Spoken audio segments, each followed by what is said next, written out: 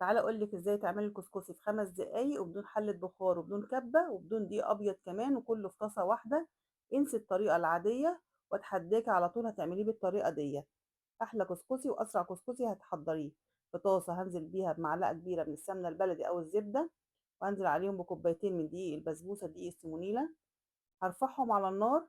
مجرد بس الدقيق هخليه يبقى دافي معايا ويتغلف بالسمنه بالشكل دوت. اول ما يتغلف ويبقى دافي هنزل عليه بكوبايتين من اللبن او كوبايه لبن وكوبايه حليب. لكل كوبايه دقيق بسبوسه كوبايه سائل. هبتدي اقلب بالشكل دوت، احس القوام بدأ يتقل معايا، هنزل عليهم بفانيليا.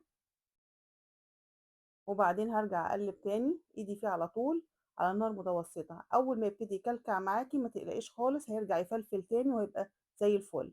وكده بقى جاهز معانا احلى كسكسي سريع وطعم خطير جدا.